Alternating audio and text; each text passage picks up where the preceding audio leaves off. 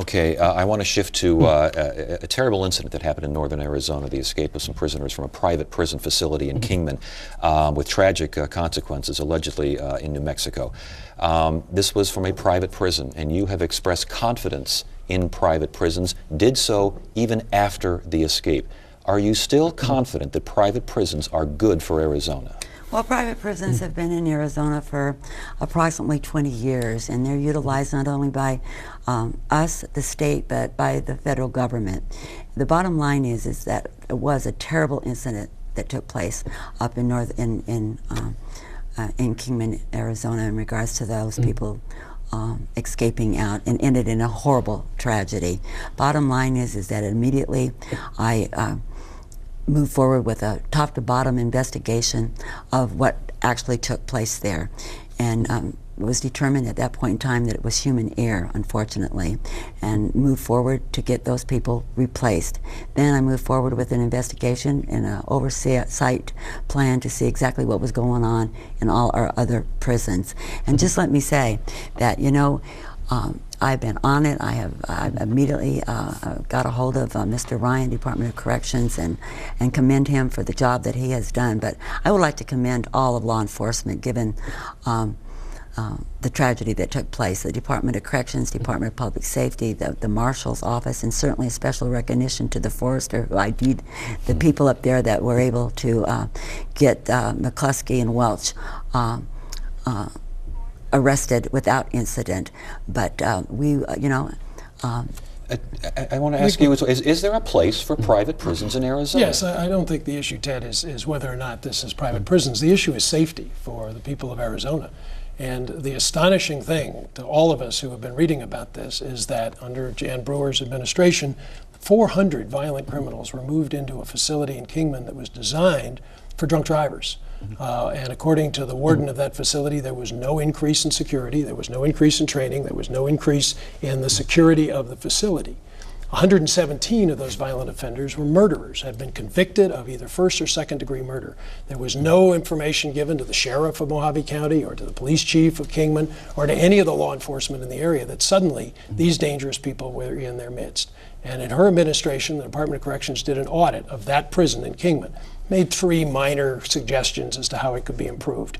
And when they came in after the escape, they found out that it was an absolute meltdown situation, that there was a climate of indifference to safety, that they had 89 false alarms within 16 hours of the escape, that the people did not have proper training, that they were brand new on the job, that there was a brick right next to the door that they escaped out of that obviously had been used to prop it open, that guards who went on break, or changed their shift, were gone from their site for 9 to 20 minutes.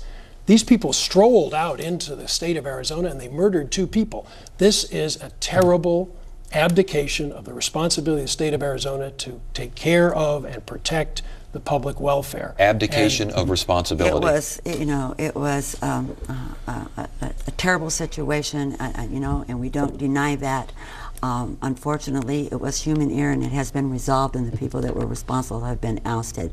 But let me just say that the private prisons and the classifications were put in place in years ago, and then they were reviewed again in 2005, and Terry Goddard signed off on those new classifications to allow those classifications of those classified prisoners that he just related to go into the Kingman prison. And that's not true. Right? Nothing to do with moving people to the Terry Kingman Goddard prison. did that without any public hearing or any legislative oversight. Governor, you know that's not true, and you know that it's in your watch that the violent criminals were moved to a facility that was designed for DUIs. Drunk drivers is what that Kingman facility was. They never knew it was going to be anything different. 400 violent offenders were moved to that facility, and the bottom line is your administration gave them a clean bill of health, basically said everything's fine.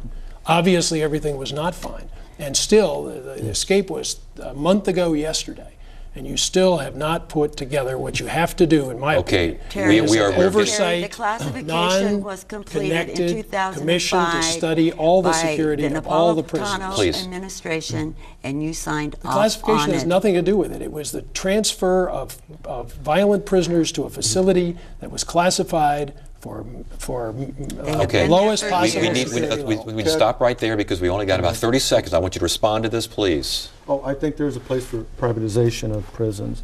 But before I would shift or point fingers and put the blame, it's a tragic situation. Let's wait for the review. Let's see what comes out, and then. But the review hasn't been asked for.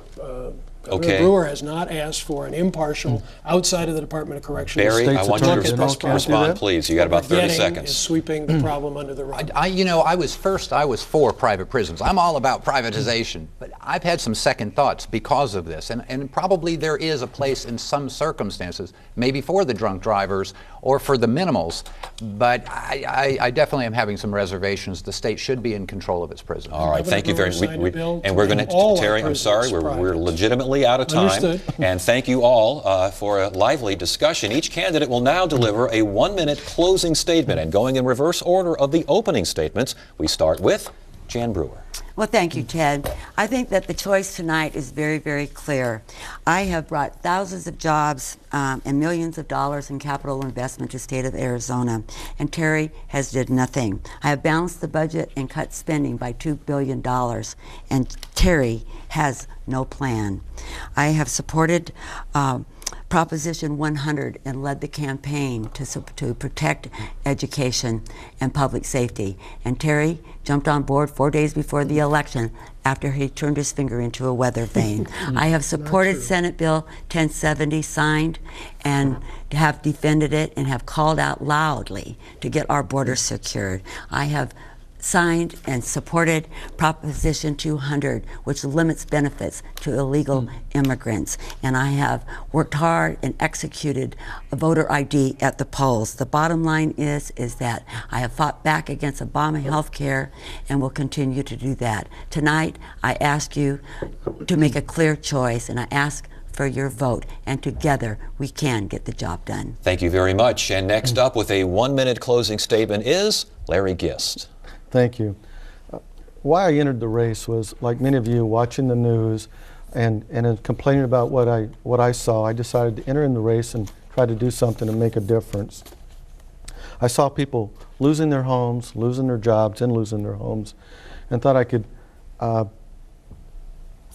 enter into the process and make a difference. I think my background of 35 years in the technology, private sector, and in the financial services would benefit Arizona in working with the private sector.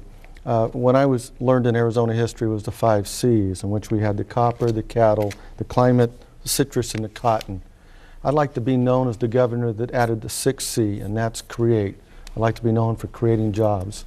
Thank you. All right, thank you very much. And the next closing statement will be given by Terry Goddard. This is a fight for Arizona's future. I think the choice is very simple.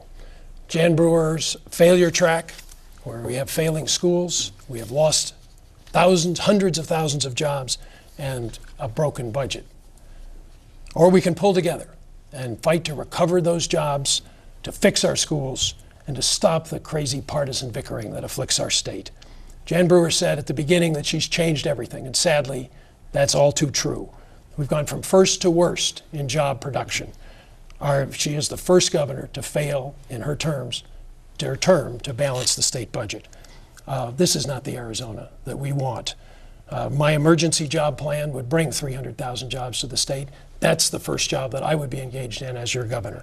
It takes more than letters and lawsuits to solve the border problems. As AG, I've been fighting the cartels. I know how to do it. We've had major success. We've seized over $20 million of their assets.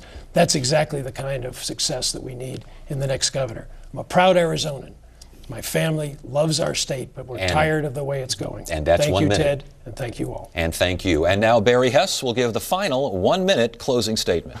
Well, I hope that people will come visit us on our website at hessforgovernor.com, first off, so you can get the whole story. But it's obvious that we are so politically divided that we need someone, a libertarian, who can take ideas from both sides of the aisle without fearing political repercussion or reprisal. I offer the opportunity for the people of Arizona, to have a constitutional government, one who will stand up for your individual rights above all things.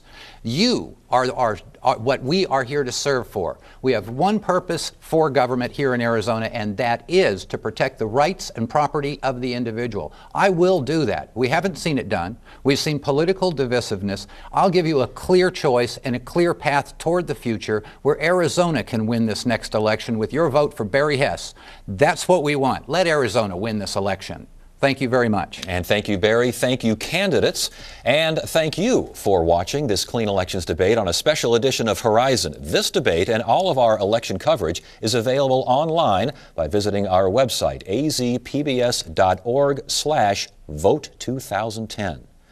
That's it for now. I'm Ted Simons. Thank you so much for joining us. You have a great evening.